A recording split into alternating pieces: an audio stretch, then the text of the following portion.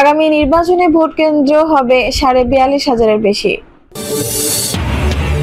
এদিকে ঢাবি ভিসির সঙ্গে উত্তপ্ত বাক্য বিনিময়, সেই গণেশের প্রশংসায় নিপুণ রায়।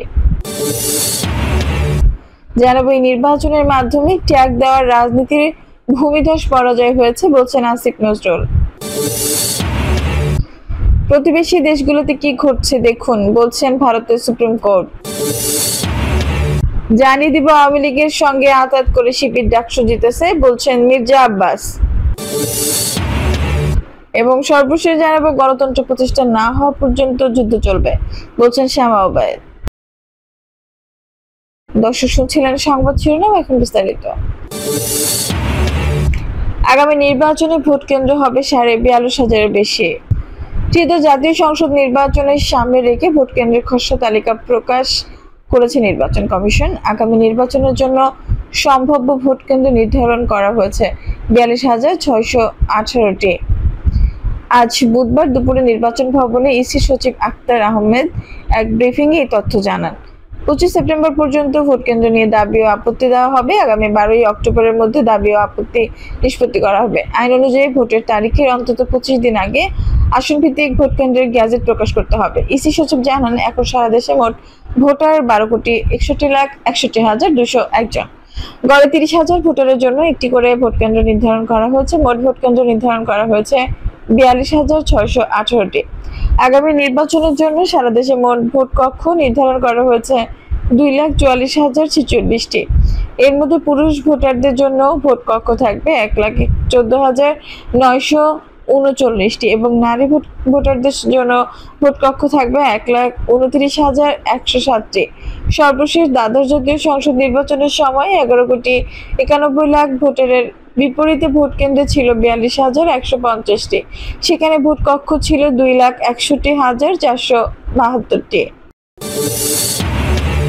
ঢাবি ভিসির সঙ্গে উত্তপ্ত বাক্য বিনিময়, সেই গণেশের প্রশংসায় নিপুণ রায়। গণেশকে নিয়ে জামাতের বেশ কয়েকজন নেতা ফেসবুকে সমালোচনা করেন। এনসিপির মুখ্য সমন্বয়ক সার্জিস আলমও সমালোচনা করেছেন তার। এরপরই গণেশের পাশে দাঁড়িয়েছেন বিএনপি নির্বাহী কমিটির সদস্য, ঢাকা জেলা বিএনপি সাধারণ সম্পাদক অ্যাডভোকেট নিপুণ রায়। বুধবার এক ফেসবুক পোস্টে নিপুণ লেখেন, গণেশচন্দ্র রায় সাহস যে লুঙ্গির আড়ালে লুকিয়ে থাকা বিপ্লবী নয়, তার নামের মতোই তার কলিজা সাহসে ভরপুর। সাহস জুলাইয়ের প্রতিচ্ছবি, সাহস বাংলাদেশের প্রতিচ্ছবি। তিনি আরো লেখেন, সাহস কোনো অন্যায় করেনি, বরং অন্যায়ের বিরুদ্ধে প্রতিবাদ করেছে। অন্যায়ের প্রতিবাদ করতে সে কখনো পিছু হটেনি। স্বৈরাচারী হাসিনার আমলে রাজপথে থেকে আন্দোলন করেছে, অসংখ্য মামলার শিকার হয়েছে, বারবার হামলার শিকার হয়েছে, বারবার জেল খেটেছে, রিমান্ডে নির্মম নির্যাতনের শিকার হয়েছে। কোন লুঙ্গির নিচে লুকিয়ে কৌশল করে সে আন্দোলন করেনি। নিপুণ লেখেন, গণেশচন্দ্র রায় সাহস হঠাৎ করে উড়ে এসে জুড়ে বসে কোনো নেতা নয়। গত ১৬ বছর ধরে ফ্যাসিবাদের বিরুদ্ধে রাজপথে লড়াই করে গড়ে ওঠা এক দেশপ্রেমিক, বাংলাদেশি জাতীয়তাবাদী ও নিবেদিত প্রাণ সৈনিক সে। পোস্টের শেষে তিনি লেখেন, প্রিয় গণেশচন্দ্র রায় সাহস, ঢাকা বিশ্ববিদ্যালয় যুগ যুগ ধরে তোমার প্রতিবাদী ভূমিকা স্মরণ করবে।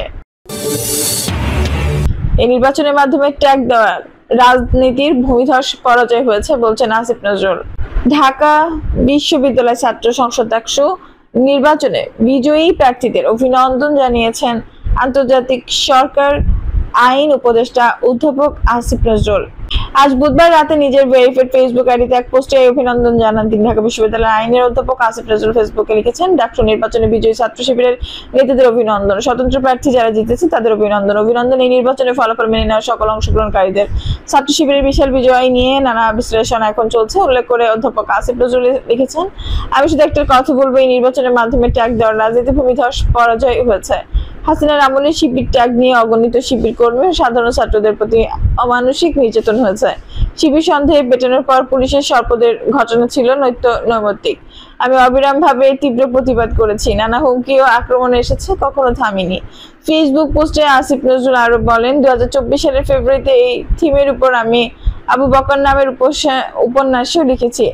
এক বইমেলাতেই এটি ১১ বার মুদ্রণ করতে হয়েছিল। তখন এর কারণ বুঝিনি, এখন বুঝতে পারছি। শিবিরের নেতাদের প্রতি আমরা অনুরোধ, গণ অভ্যুত্থানকারী সবাইকে নিয়ে একসঙ্গে কাজ করুন। ঢাকা বিশ্ববিদ্যালয়ে অতীতে হলগুলোর কথা উল্লেখ করে আসিফ নজরুল সেখানে লেখেন, সলিমুল্লাহ হলে জুম্মার নামাজ পড়তে যাওয়ার সময় হলের ভেতর দিয়ে যেতাম। বারান্দায় চৌকি, মশারি আর ভাঙা টেবিল চেয়ার দেখে বস্তির মতো লাগতো। ক্যান্টিন থেকে দেখে মনে হতো লঙ্গরখানা, আর রুমগুলোর ভেতর তো উকি দিতে ইচ্ছে হতো না। কত কিছু নেই আমাদের ঢাকা বিশ্ববিদ্যালয়ে, কত সমস্যা এখানে। আশা করি ফ্যাসিস্ট মুক্ত বাংলাদেশে ঢাবির অন্তত আবাসিক শিক্ষার্থীদের কিছু গুরুতর সমস্যা আপনারা দূর করে যাবেন। দোয়া গতকাল মঙ্গলবার ডাকসু নির্বাচনে বিশাল জয় পেয়েছেন ইসলামী ছাত্র শিবির সমর্থিত প্যানেলের প্রার্থীরা। পিপিজিএস, এজিএস ছাড়াও 12টি সম্পাদকীয় পদের মধ্যে 9টিতে ছাত্র শিবিরের প্যানেলের প্রার্থীরা জয়ী হয়েছেন। 13টি সদস্য পদের মধ্যে 2টি বাদে সবকটিতে জয় পেয়েছেন তারা। প্রতিবেশী দেশগুলোতে কি ঘটছে দেখুন, বলছেন ভারতের সুপ্রিম কোর্ট।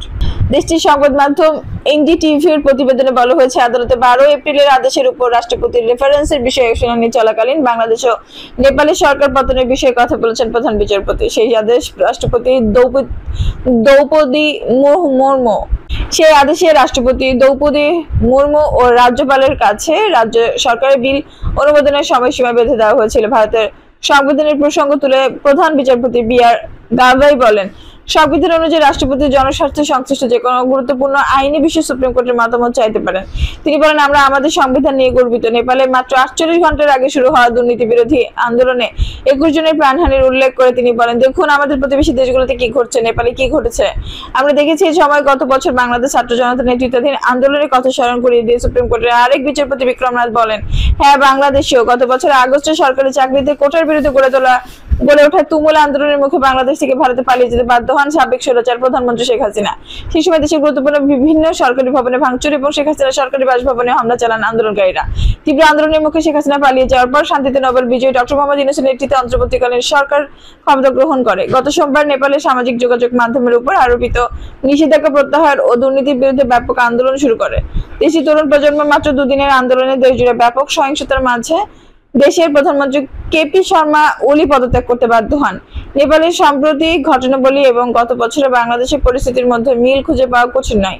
উভয় দেশেই ক্ষমতাসীন সরকার পতন ঘটেছে। ভারতের সলিসিটর জেনারেল তুষার মেহতা 1 মাসেরও বেশি সময় ধরে বিল সংরক্ষণের বিষয়ে রাজ্য ও কেন্দ্র শাসিত অঞ্চলের রাজ্যপালের পক্ষে যুক্তি দেওয়ার পর আজ সুপ্রিম কোর্ট ওই মন্তব্য করেছেন। আওয়ামী লীগের সঙ্গে আঁতাত করে শিবির ডাকসু জিতেছে বলছেন মির্জা আব্বাস। কার্যক্রম নিষিদ্ধ হওয়া দল আওয়ামী লীগের সঙ্গে আঁতাত করে শিবিরের ডাকসু নির্বাচনে জয় পেয়েছে বলে অভিযোগ করেছেন বিএনপির জাতীয় স্থায়ী কমিটির সদস্য মির্জা আব্বাস। আজ বুধবার রাজধানী এক অনুষ্ঠানে তিনি কথা বলেন। মির্জা আব্বাস বলেন, আমি বলতে পারি না ঢাকা বিশ্ববিদ্যালয় জামাত ইসলামীর এত ভোট থেকে এলো, আমার তো হিসাব মিলে না ভাই। তিনি এটাকে কারচুপি না, বরং দেশে গভীর ষড়যন্ত্রের আভাস হিসেবে দেখছেন।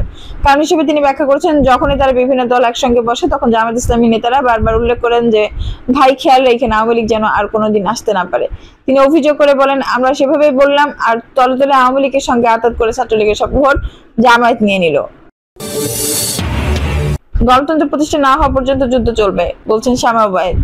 বিএনপি কেন্দ্রীয় কমিটির সাংগঠনিক সম্পাদক শামা ওবায়দ ইসলাম রিংকু বলেছেন, গণতন্ত্র ও ভোটাধিকারের জন্য খালেদা জিয়া এবং তারেক রহমানের নেতৃত্বে দীর্ঘ 17 বছর বাংলাদেশের মানুষ যুদ্ধ করে আসছে। এই গণতন্ত্র ও ভোটাধিকার যতদিন পর্যন্ত প্রতিষ্ঠা না হবে ততদিন পর্যন্ত যুদ্ধ চলবে। বাংলাদেশ বিএনপি একমাত্র দল যার কাছে গণতন্ত্র নিরাপদ। শামা ওবায়দ ইসলাম রিংকু বলেন, ছাত্র জনতার আন্দোলনের মুখে কর্মীদের রেখে পালিয়ে গেছেন স্বৈরাচার শেখ হাসিনা।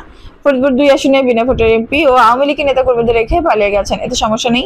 বিশেষ করে আমাদের সালতা নগরকান্দায় আমার বাবা মরহুম KM ওবায়দুর রহমান দলমত নির্বিশেষে কাউকে ফেলে দিয়ে যায় নাই।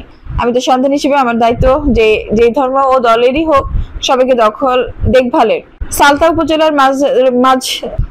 উপজেলার মাজারদিয়া ইউনিয়ন বিএনপি সভাপতি হাবিবুর রহমান হাবিব সভাপতিত্ব সভায় অন্যদের মধ্যে উপস্থিত ছিলেন উপজেলা বিএনপি সাবেক সভাপতি মোহাম্মদ সিদ্দিকুর রহমান তালুকদার, নগরকান্দা উপজেলা বিএনপি সাবেক সিনিয়র সহসভাপতি হাবিবুর রহমান বাবলু তালুকদার, সালতা উপজেলা বিএনপি সাবেক সহসভাপতি মোহাম্মদ শাহিন মাতব্বর, উপজেলার সাবেক ভাইস চেয়ারম্যান আসাদ মাতব্বর, যুগ্ম সাধারণ সম্পাদক খন্দকার খায়রুল বাশার আজাদ, যুবদল নেতা তৈবুর রহমান তোয়েব প্রমুখ।